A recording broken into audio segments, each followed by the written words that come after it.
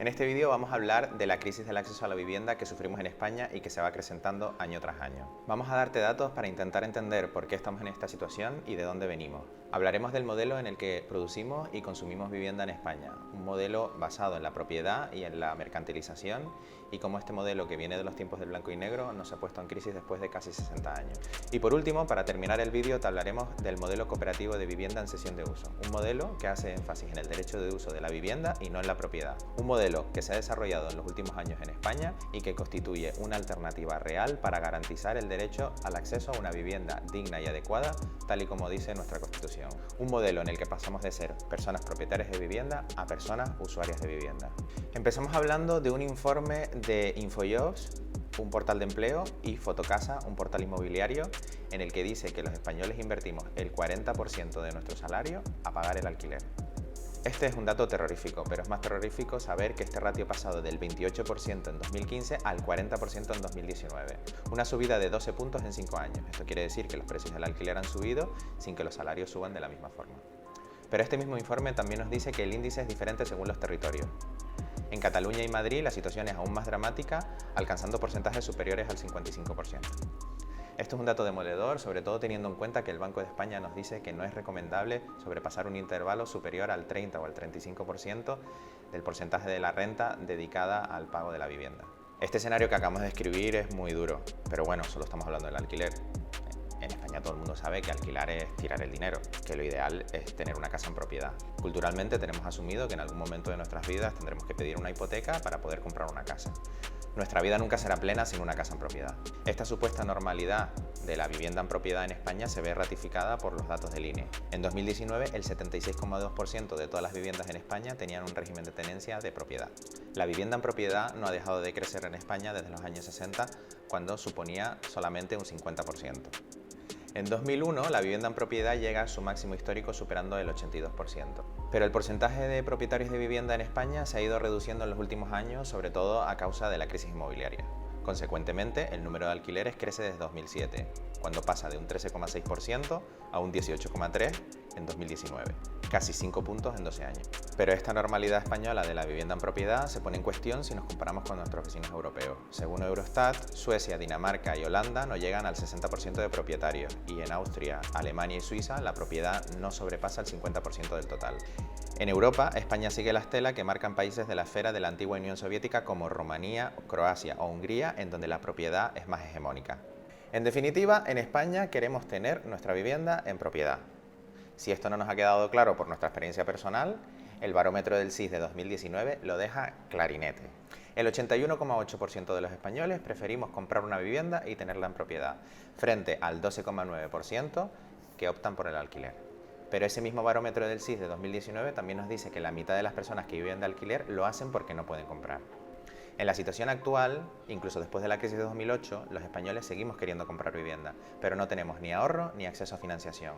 Las hipotecas que nos daban antes de la crisis ya no existen. Hoy en día en España se firman 5 veces menos hipotecas que en 2005, cuando se alcanzó el pico de la burbuja. Y como cada vez más personas queremos alquilar en un mercado diseñado para la vivienda en propiedad, la oferta del alquiler baja y los precios suben. Eso es el mercado, amigo. Eso es el mercado, amigo. Pero vamos a entender un poco más cómo funciona este mercado inmobiliario y vamos a ver unos datos sobre la vivienda en España. España cuenta a día de hoy con uno de los parques de vivienda más extensos de toda Europa, con un total de 25,6 millones de viviendas, lo que nos coloca en el tercer puesto de los países de la OSDE con más viviendas por habitante, con un ratio de 548 viviendas por cada 1000 habitantes. Sin embargo, España también es uno de los estados que más viviendas deshabitadas tiene en términos absolutos, con 3,4 millones de viviendas vacías según el último censo de poblaciones y vivienda disponible realizado en 2011. Esto supone medio millón de casas vacías más que la última vez que se hizo el registro en 2001. A pesar de tener uno de los parques más grandes y desocupados de Europa, paradójicamente la vivienda no es asequible. Los precios de compra y de alquiler suben, pero los salarios no tanto. Y estos lodos vienen de aquellos polvos. Este escenario es consecuencia de un modelo de producción de vivienda que llevamos alimentando años y años en España. Un modelo productivista y especulador que combina un urbanismo devorador de territorio con la producción incesante de vivienda. Un modelo que consiguió que el precio de la vivienda subiera de 702 euros el metro cuadrado hasta un máximo histórico de 2.290 euros el metro cuadrado desde 1990 hasta 2007, año en que la burbuja explotó. Y el resto ya lo conocemos todo.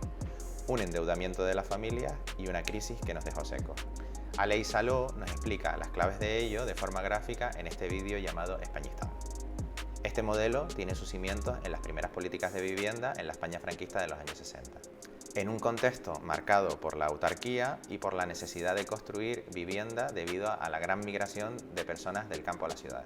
En los años 60 se pone en marcha una nueva política de vivienda que configura el modelo que va a marcar el futuro de la vivienda en España hasta hoy y sienta sus bases en estos tres profundos cimientos. Primero, se trata de un modelo desarrollista. Se entiende la construcción de viviendas como motor económico que mitiga el paro y moviliza la economía. Una política desarrollista que pone el foco en la construcción de vivienda a partir de promotores privados. Además, es un modelo muy complementario al desarrollo del modelo turístico que también comienza en estos años. Segundo, es un modelo productivista. Cuando nace, tiene como objetivo construir viviendas rápidamente. En 1961 arranca el primer plan de vivienda y en 15 años se construyen casi 6 millones de pisos, mientras que en Europa se tardó 30 años en construir la misma cantidad de pisos. Y por último, es un modelo basado en la propiedad, y esto es muy interesante por dos cosas. La primera es que la vivienda en propiedad ofrece una mayor rentabilidad al sector. En los años 50, la mayoría de la población vivía de alquiler, pero para impulsar este nuevo modelo productivista, el alquiler no es un objetivo de la política de vivienda, y todas las viviendas que se construyeron durante esos años fueron destinadas a ser ocupados por propietarios. Y por otro lado, la vivienda en propiedad es un factor de estabilidad social. En palabras de José Luis Arrese, ministro franquista de la Vivienda, queremos un país de propietarios, no un país de proletarios. Los españoles, aunque tengan pocos recursos, acabarán comprándose una casa. El modelo en el que producimos y consumimos vivienda actualmente en España es totalmente heredero de este que acabamos de explicar. Sigue siendo desarrollista, productivista y basado en la propiedad.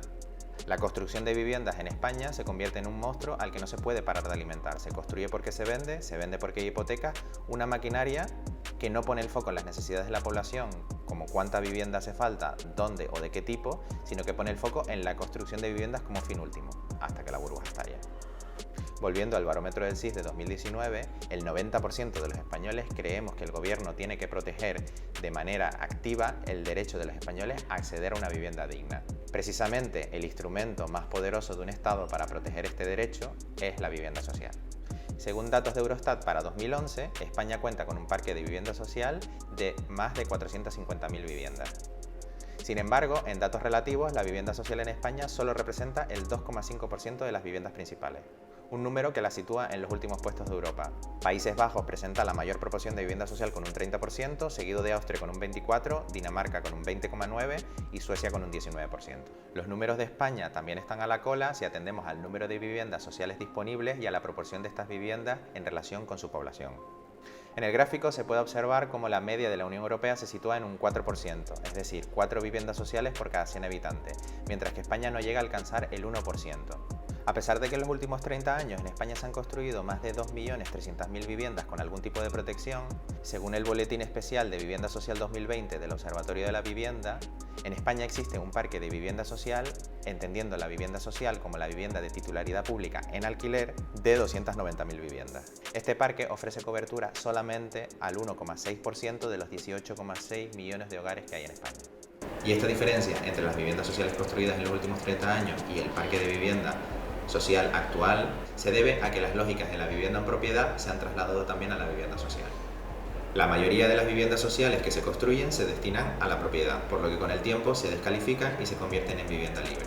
Durante un tiempo tienen un precio regulado y al que solo pueden acceder determinados usuarios, pero en algún momento se convierte en una vivienda libre que pasa a nutrir el mercado inmobiliario.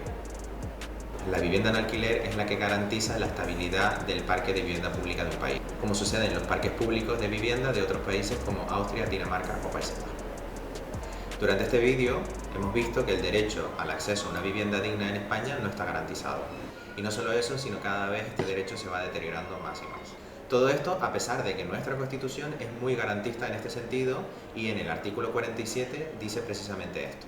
Todos los españoles tienen derecho a disfrutar de una vivienda digna y adecuada. Los poderes públicos promoverán las condiciones necesarias y establecerán las normas pertinentes para hacer efectivo este derecho, regulando la utilización del suelo de acuerdo con el interés general para impedir la especulación. La comunidad participará en las plusvalías que genere la acción urbanística de los entes públicos. Y este derecho no está garantizado porque históricamente se ha dejado en manos del mercado la regulación del mismo. Y la política pública que se ha desarrollado ha sido insuficiente para compensarlo.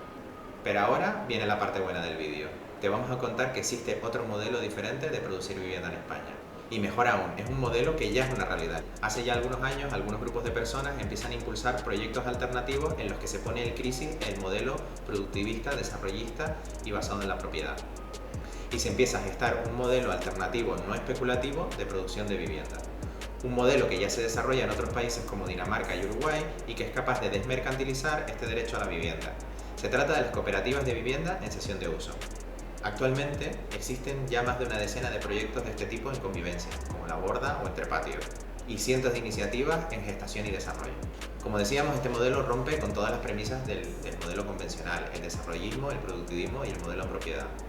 Y este modelo se basa en 4 pilares fundamentales. El primero es que los proyectos son promovidos por entidades sin ánimo de lucro. Se trata de grupos de personas que comparten un proyecto común de convivencia. Los promotores son las mismas personas que luego serán las usuarias de la vivienda. En segundo lugar, es un proyecto comunitario, sostenible y asequible.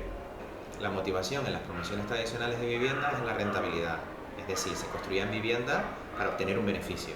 En el modelo en cesión de uso, la motivación de las personas pasa por el acceso a una vivienda asequible, el acceso a una vivienda sostenible y el acceso a un proyecto comunitario. En tercer lugar, la propiedad recae en la colectividad.